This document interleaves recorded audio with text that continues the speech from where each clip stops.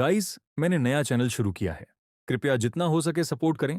Video बनाने में बहुत मेहनत लगती है। आपके एक लाइक से मोटिवेशन मिलता है। और कमेंट में ज़रूर बताएं कि वीडियो कैसी लगी। तो चलिए शुरू करते हैं। शहर से दूर एक बहुत ही खूबसूरत गांव था जिसे हनुमंतपुरा कहा जाता है। ये गांव दिन में बहुत सुंदर और अच्छा लगता था। यहाँ के हरे भरे पेड़ और यहाँ के लोग, यहाँ दिन में बच्चों की हंसी गूंजती थी और हर तरफ खुशियाँ होती थी। पर रात होते ही हर तरफ सन्नाटा हो जाता था, जैसे गांव में कोई रहता ही न हो। सड़क बिल्कुल खाली रहती थी और हर तरफ डर का माहौल होता था। कहते हैं कि गांव के बीच एक पेड़ था जिस पर एक काला साया रहता था। गांव के बड़े बुजुर्ग कहते थे कि उस पेड़ पर काला साया है, इसलिए रात में कभी उसके पास मत जाना। ये बहुत पुरानी बात है। माँ, बहुत भूख लग रही है। मैं तेरे लिए खाना लाती हूँ। मेरे बच्चे के लिए कुछ खाना दे दो। और गांव वाले उसे खाना देने से मना कर देते हैं और उसका मजाक उड़ाते हैं।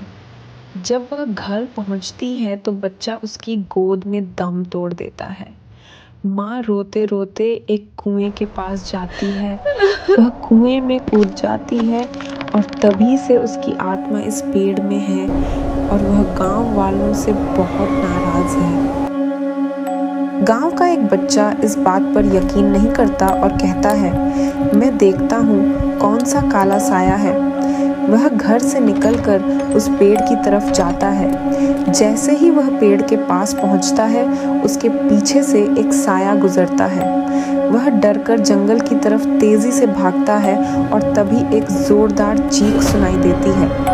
गांव वाले जाग जाते हैं। एक आदमी कहता है, बहन, ये तो तुम्हारे बच्चे की आवाज़ है। गांव वाले मिलकर बच्चे को ढूंढने निकलते हैं। जंगल में पहुंचकर वे अपने बच्चे की शर्ट देखकर, मेरा बच्चा कहाँ है? सब गांव वाले कहते हैं, जो होना था सो हो गया। आगे किसी के साथ ऐसा नहीं होना चाहिए। अब हमें गांव के मुखिया से बात करनी होगी। चलो बहन। मैंने तुम लोगों को मना भी किया था। अब तो सिर्फ साधु बाबा ही हमें बचा सकते हैं। सुबह होते ही सब गांव वाले एक जगह जमा हो जाते हैं और यह फैसला करते हैं कि साधु बाबा के पास जाते हैं। बाबा, हमारे बच्चों को बचा लो। हम उस काले साए का मुकाबला नहीं कर सकते। मैं तुम्हारी परेशानी समझ गया हूँ। मैं ज़रूर मदद करूँगा। रात होते ही बाबा उस पेड़ के पास जाकर पूजा शुरू कर देते हैं और देखते ही देखते काला साया बाहर आता है और बाबा के पास रखी बोतल में चला जाता है। आत्मन बंधन मोक्षा।